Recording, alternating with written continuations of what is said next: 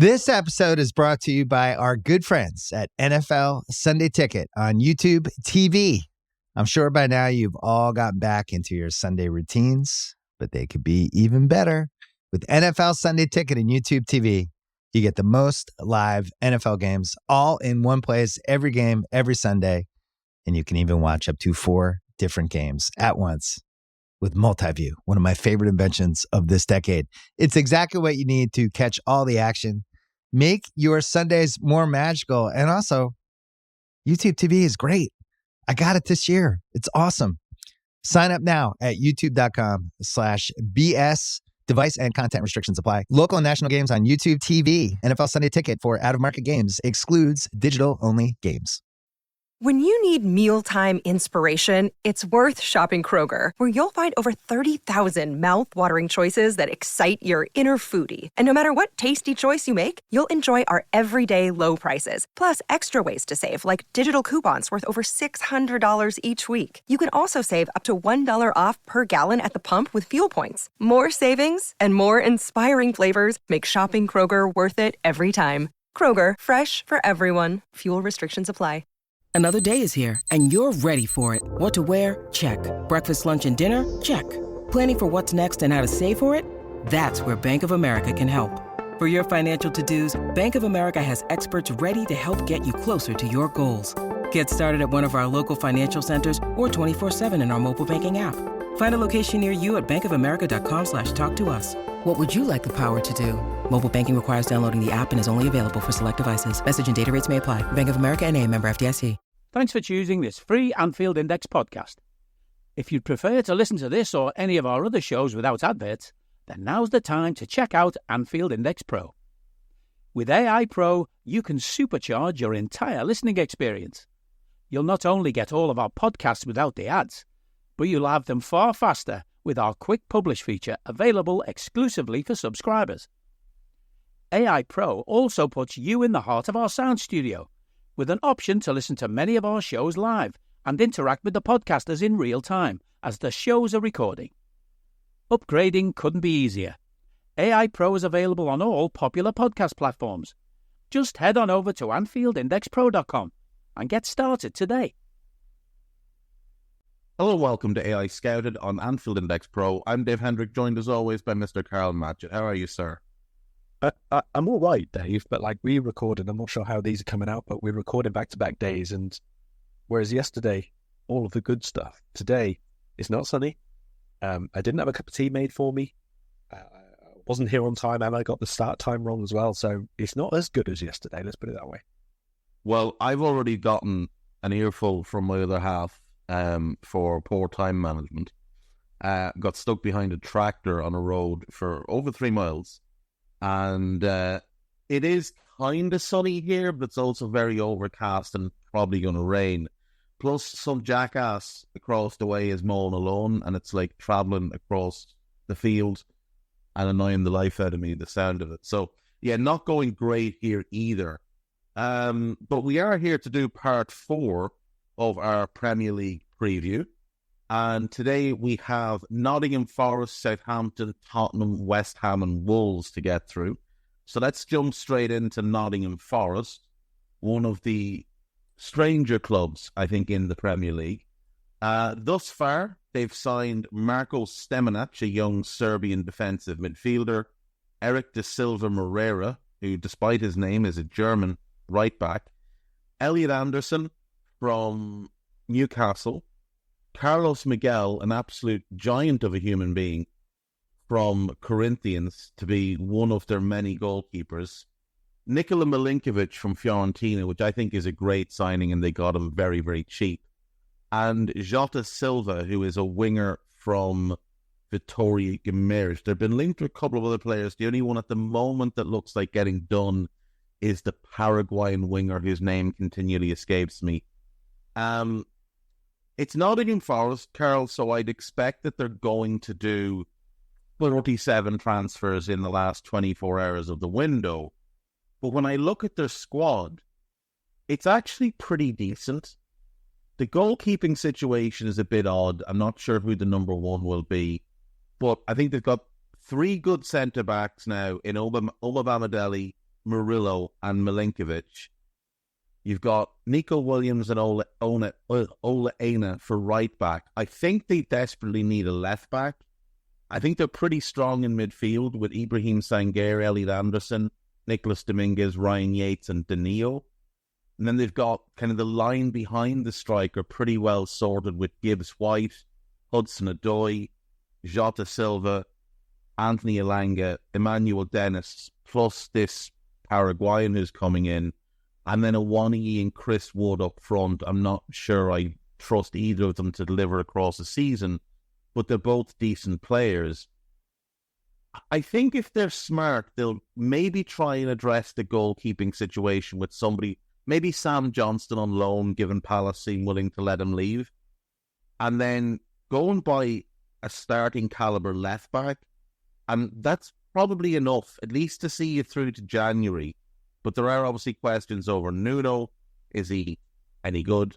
He was at Wolves, but then wasn't when he went to Saudi.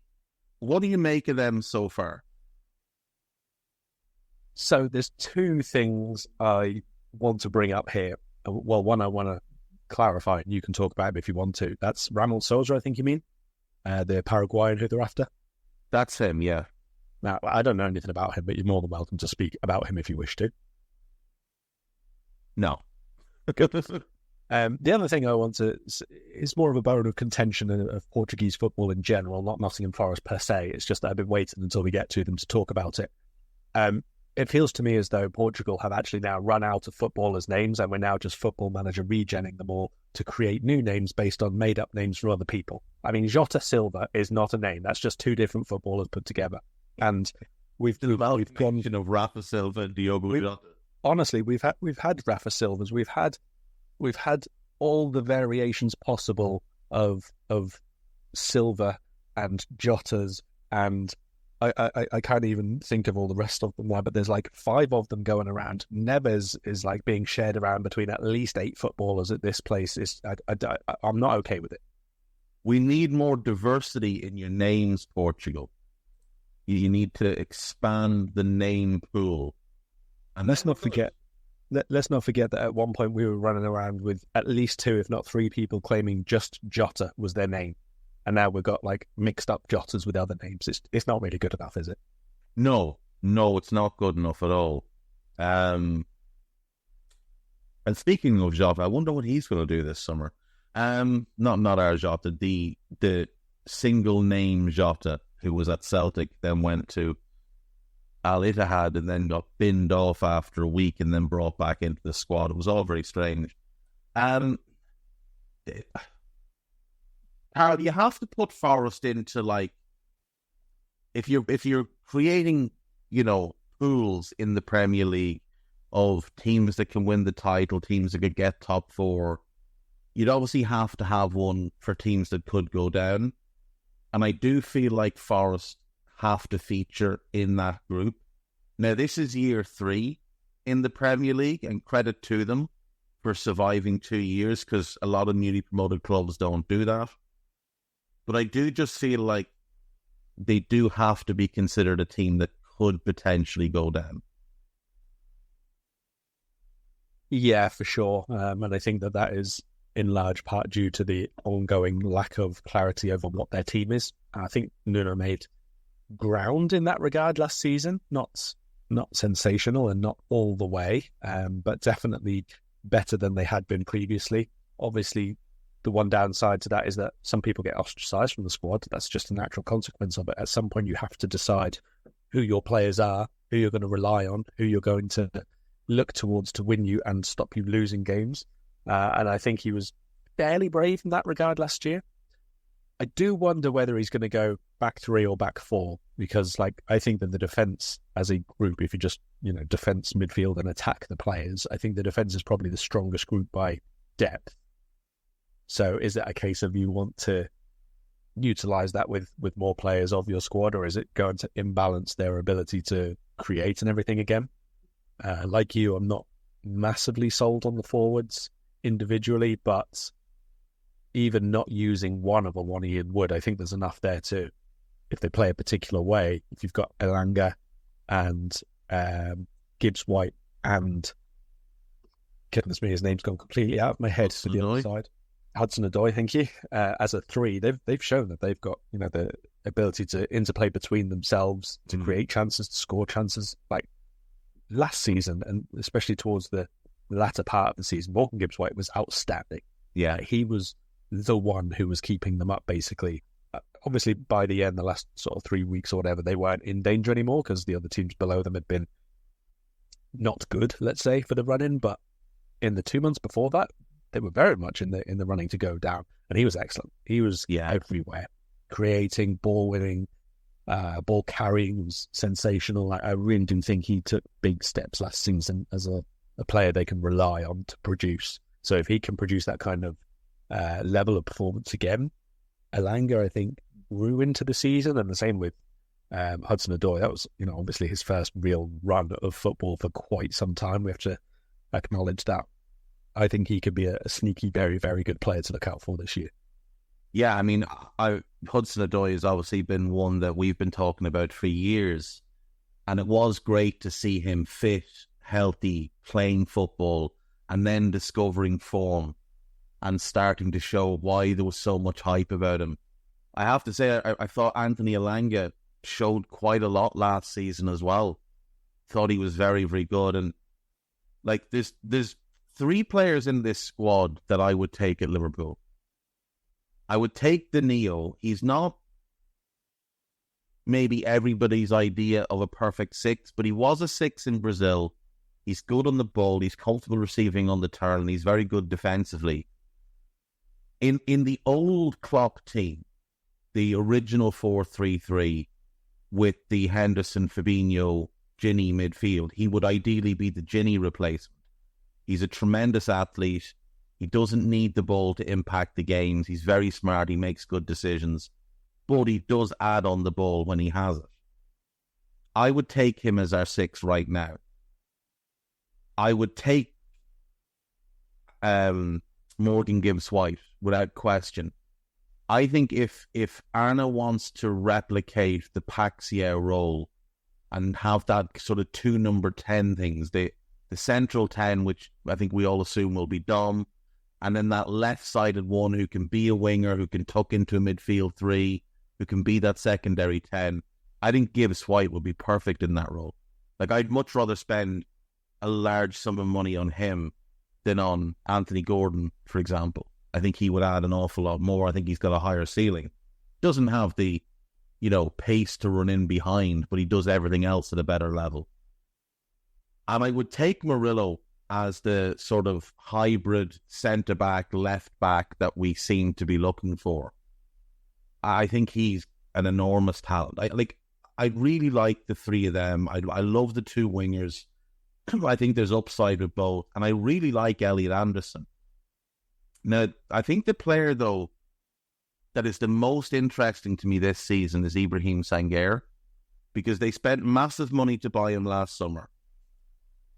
And towards the end of the season, he was sitting on the bench and Ryan Yates was playing. Now, with all due respect to Ryan Yates, he's a solid player. He works really hard for the team. He's not nearly as good a player as Sangaré is. And it was interesting to me. Maybe it was, look, we're potentially going down here. We need a bit more fight, and we think Ryan will give us a bit more fight because, you know, he's an academy lad and he's come through here and he's been here his whole life.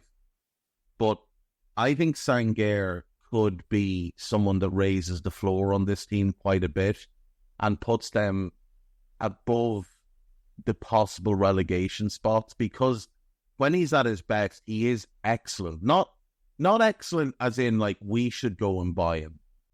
I don't need a VPN. I've got nothing to hide. Ha! This is what I used to tell myself before I hooked up with LibertyShield.com. Not only is my home internet now fully encrypted, but I can now access all the websites I want, whenever I want, and do so from absolutely anywhere. As a Liverpool fan, I love to know I can now watch every match, regardless of whether it's on UK TV or not. My Liberty Shield VPN makes sure nothing is blocked and guarantees me super fast streaming speed throughout that match. You can get connected right now with their software package, which includes a 48-hour no-obligation free trial and instant access to their apps for Apple, Android, Fire TV, PC, Mac, and Android TV. Or go a step further like I have and get one of their pre-configured VPN routers. These small but powerful devices allow you to easily connect every device in your home to VPN, making it the perfect solution for smart TVs, Mac boxes, and games consoles. Visit libertyshield.com today and use coupon code AIVPN25 to get 25% off at checkout.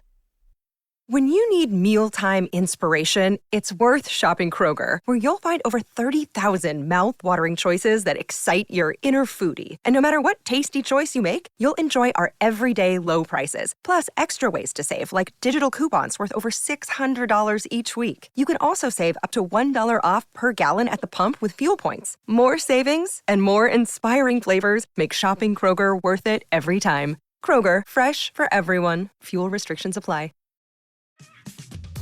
This episode is brought to you by Honda. When you test drive the all-new Prologue EV, there's a lot that can impress you about it. There's the class-leading passenger space, the clean, thoughtful design, and the intuitive technology.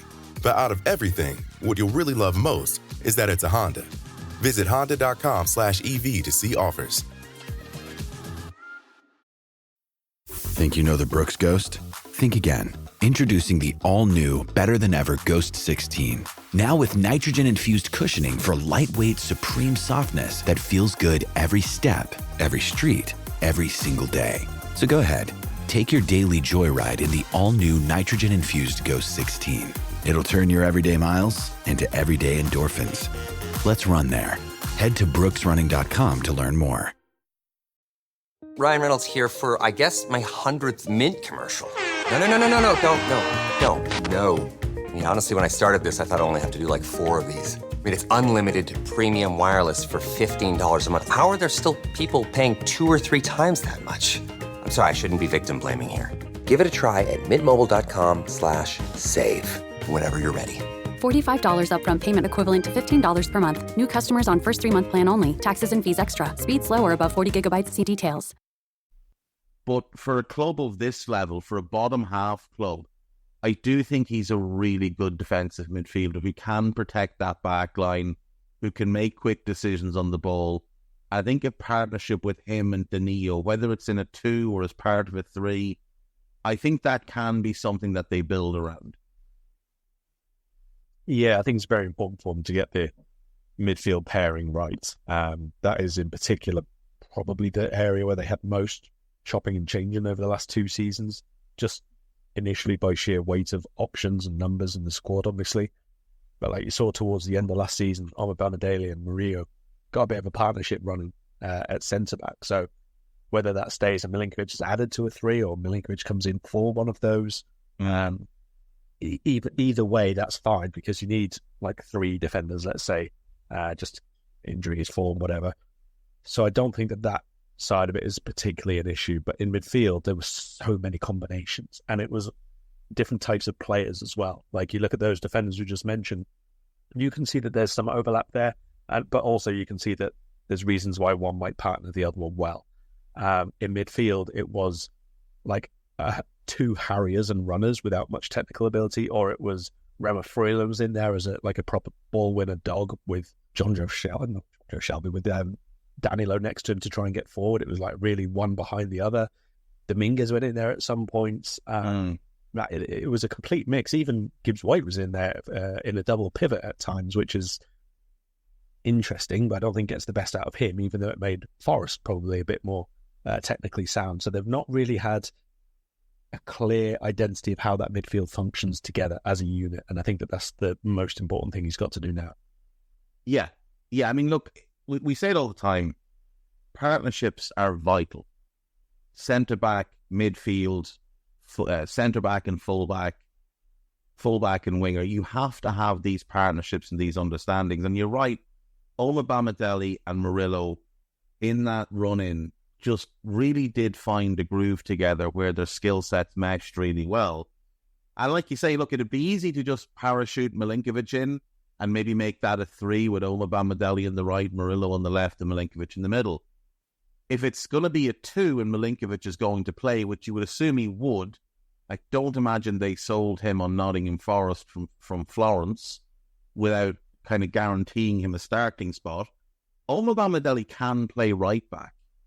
So he can stay in the team and they can still have that solid defensive trio. But I do think that would even further accentuate the need for a left back, and particularly one that can get forward and provide width. Well, Aina has played left wing back a lot. He has, to be fair. Yeah, and look, it might be a thing that this is the season where Omar Richards finally makes his debut for them, having been signed 2 years ago, missing an entire season with a stress fracture in his leg that somehow wasn't picked up in the medical, even though Steve Cooper confirmed that he had it before he arrived. And then last season he had a fairly disastrous loan with Olympiacos, but he is a decent player and he would add an attacking element to them from left back. So we'll see. There is a decent squad there, and if he can figure out what he wants his best 11 to be, and just, like, as you said earlier, make the squad a little bit smaller in that, you start to know this is the 16 to 18 players I'm going to use. And even if the club bring in another 5 or 6, I'm not necessarily going to be forced to use all of them. I'm going to settle in on this group. And if someone comes in that is additive to that group, so be it. But I'm not just going to play players for the sake of playing them because we've signed them and I'd rather play them than have them be pissed off. If a player is not happy with their situation, they can go in January. It becomes as simple as that. I hope they stay up. I'll always have a soft spot for Forest just because growing up, Forest were a top flight team. The Collymore, Brian Roy front duo is still one of my favourite Premier League strike pairings of all time. So I'll always have a soft spot for them, and I do want them to stay up, but I do think there's some risk for them. Another team with risk, and a more pronounced risk, is newly promoted Southampton. So thus far, they've made the Taylor Harwood-Bellis deal permanent, made the Flynn Downs deal permanent. They've signed Adam Lallana and Charlie Taylor on frees. Ronnie Edwards and Nathan Wood, 2 really good young defenders, in on cheap fees. Yukinari Sugawara from Alkmaar, I assume to be the backup right back. They've signed Ben Brereton Diaz, Koyu Matsuki, who's a player I don't know.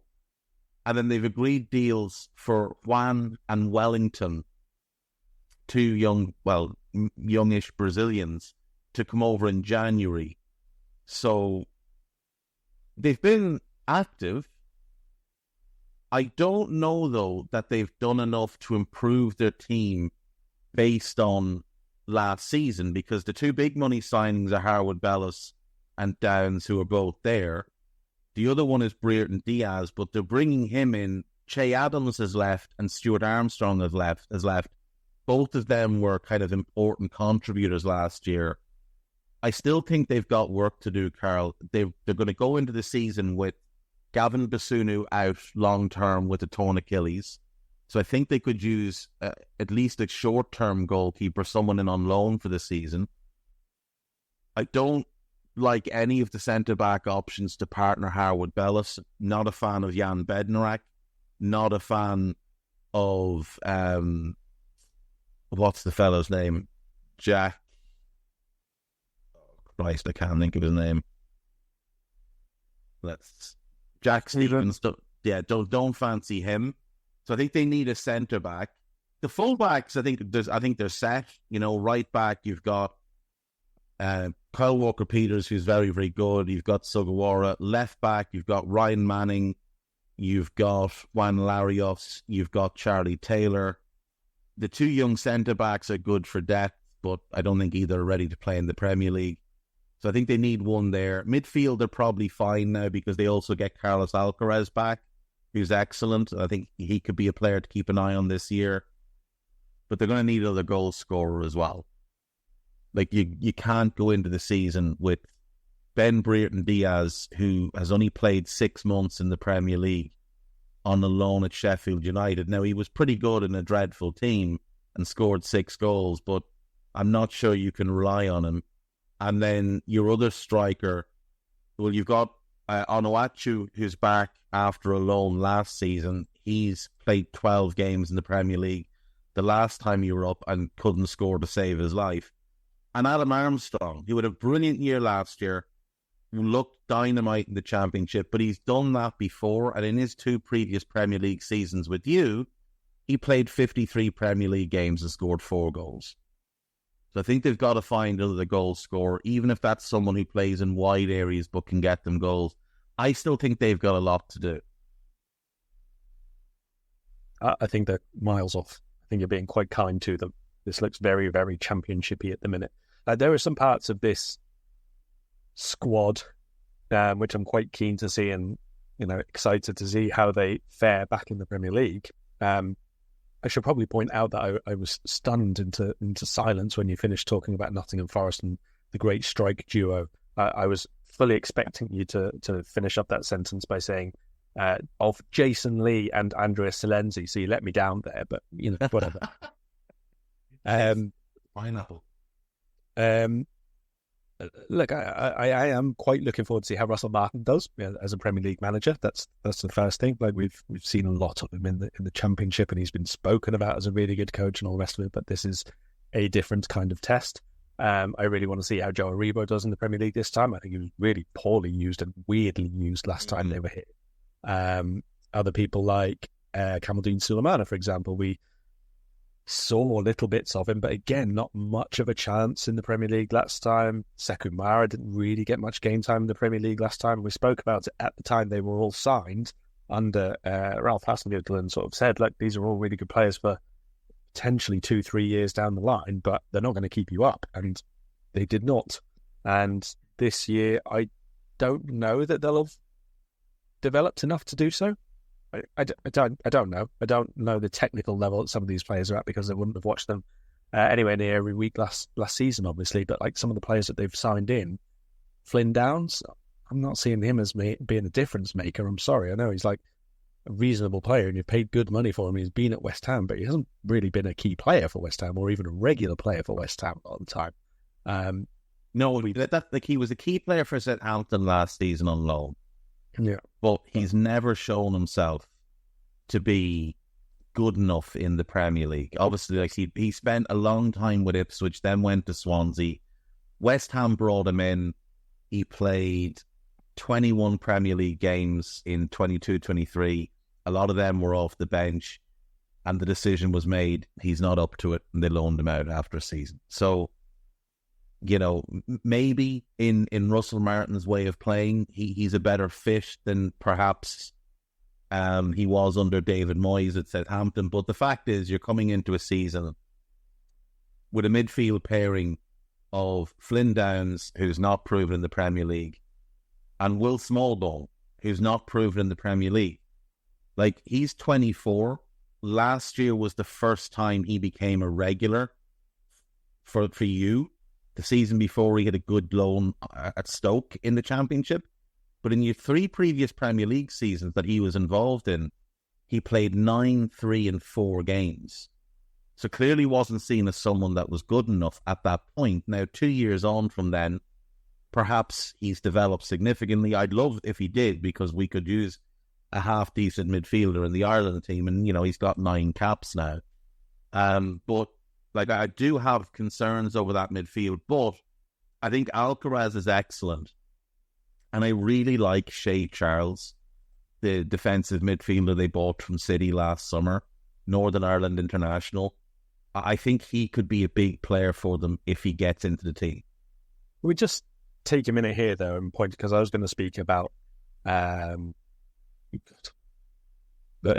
Harwood-Bellis, another one obviously come from Man City, big fees. We've seen a lot of these players, right, from Man City go for big fees without really being first team players for them. They've been in the academy, they've proven themselves as like EFL really good players. They've been loans in the Championship at times, and a lot of them have gone for between the 10 and 20 million.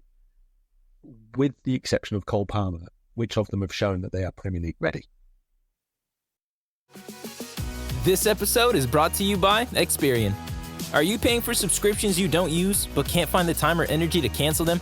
Experian could cancel unwanted subscriptions for you, saving you an average of $270 per year and plenty of time. Download the Experian app. Results will vary. Not all subscriptions are eligible. Savings are not guaranteed. Paid membership with connected payment account required. Nothing makes being outdoors better than having the right gear and the right crew. So here's an idea. Let Mountain Dew supply the gear and you bring the friends. Because when you buy specially marked multi-packs of Mountain Dew, you can collect points and earn epic limited edition outdoor gear. We're talking everything from custom Mountain Dew camp chairs and backpack coolers to exclusive Mountain Dew tents, fishing boats, and more. So buy Dew, collect points, get gear, and get outside with Mountain Dew outdoor gear. Open to legal U.S. residents 18+. Subject to program terms at dewoutdoors.com and 12/31/24. Void or prohibited. Oh, that's a good one. I thought Lavia, when he was at Saints the last time, though it wasn't a really poor team that obviously got relegated. And he was shown up a lot. I agree that a lot of that was to do with the team and the role that he had. But his own, like, he was 18, playing as a defensive midfielder, which is a big ask. But, like, a lot of that youth and immaturity did kind of shine through. Guys mentioning Tosin. I think that's a decent one, but I still think it took him a little bit of time to find his way at Fulham. Like, it wasn't an immediate thing. That was also like 4 or 5 years ago. I can't remember. Yeah, so it wasn't. So just pull up City for the last couple of years and see if we can pinpoint some of the sales that they made. So transfers out. Okay. Eric Garcia, he's gone to Barca, hasn't established himself. Ivan Ilic went to Hellas Verona. He's decent and earned a move to Torino, but obviously he's not Premier League. Ferran Torres, they bought and sold out. Luka Ilic hasn't done great. Lucas Nemecha, I mean, his brother is the more talented player. His brother went on to do very well for Wolfsburg and got a big money move, but again, not Premier League. 22-23. Gavin Basunu, Pedro Porro, but he went to Sporting for a couple of years. Darko Gyabi hasn't shown anything yet. Muric hasn't shown anything yet. Edozie hasn't shown anything. Larius hasn't shown. Southampton have bought a lot of players from City's academy. James Trafford hasn't been great in the Premier League. He's obviously back in the Championship. Tommy Doyle had a pretty good year at Wolves last year, to his credit. But I'm not sure I'd say... And he was like alone with an obligation to buy for 5 million, so obviously not held in the same sort of esteem. Charles went to the Championship, was pretty good. Carlos Forbes, the kid that went to Ajax, he's been linked to the move back to the Premier League, but again, not the Premier League. It is really just Cole Palmer who moved to a Premier League team and immediately looked like he belonged. And like, you know, he went to Chelsea, so like one of the top Premier League teams, and he was a standout for them. So it is him, and then a pretty significant gulf to everybody else. And obviously that we shouldn't say that just therefore applies to everybody who comes afterwards, but I do think that it's indicative, let's say, that you can't just buy these very, very talented young players and they are immediately going to help you achieve what you want to do in the Premier League. It's just not really going to happen. I like the signing of Ben Diaz. I think that's really smart for the money, especially. I think he'll be fine to score some goals, but you still have to put the rest of the package together, and I don't see it with Southampton at the minute. No, I don't either. I would have them in my bottom 3 right now. I'd have them in my bottom 2. I would go one slight step further. I think they're in distance. I think they need a goalkeeper to cover, because I don't think you can go into the season with Alex McCarthy, Joe Lumley, and Matthias Liz as your 3 goalkeepers. So I would be looking to bring in a goalkeeper, even on loan. Again, I'd go back to the same name I mentioned for Forest, Sam Johnston of Palace, if he's available on loan. Karl Rushworth of Brighton, very, very talented. Bring him in for a year, maybe. Absolutely need another centre-back. You know, I thought they might give Bella Kotchap a run, but it seems like he wasn't keen on staying, so he's away to Hoffenheim. And you've just got to find more goals. You've got to find more goals. You're not going to get enough from what you have there right now. Adam Armstrong, Ross Stewart, Paul Onuachu, Sekou Mara, Ben Brereton Diaz, and Sulemana. They're not going to get you enough goals to stay up. So that's got to be addressed. Let's move on. One final question. Oh, yes, Southampton for you. How many starts is Adam Lallana going to make? If it's more than three, things have gone drastically wrong. He's a nothing player at this point. He was an absolute empty shirt for Brighton for the last couple of years. He just doesn't have it in him anymore. And my assumption is he's gone back to Southampton because that's his home club. Yeah. And I think he probably is there more to be a coach than he is to be a player. A supporting role. Yeah. Which I think is absolutely fine. Yeah, it's good. And I hope he does his badges, and I hope he goes on to be a coach, because the more coaches there are, the better it is for the players. But he's not a Premier League caliber player anymore and hasn't been for a few years. And there's a lot of clubs carrying players like him, like Brighton still have Milner, and they're pretending James Milner can still play in the Premier League. And whether it's a thing that they just want to get him to the appearance record, I don't know. But ultimately, if he breaks Gareth Barry's appearance record, it's going to be meaningless for me, because I look at Gareth Barry's minutes played and I look at Milner's minutes played, and there's 15,000 minutes difference in it. Gareth Barry was a starter right until the end, and James Milner's been a squad player pretty much since he went to City, bar the 1 year he played in midfield for us and the 1 year he played left back for us. So 2 years out of the last 10, 12, something like that, he's been a starter. He's a squad player. And thus, I don't really care if he breaks the appearance record. It's not going to mean a whole lot. Right, all to Tottenham. Hey guys, it's Eddie Gibbs from Anfield Index here. I hope you're enjoying this podcast, and I'm sorry to call time on the show before it ends. In the current climate, it's tougher than ever before to offer podcasts for free. At Anfield Index, we produce over 75 free shows every month, which I'm confident is unparalleled in the LFC sphere. Whilst we'd love to offer everything for free, the production costs now make this impossible.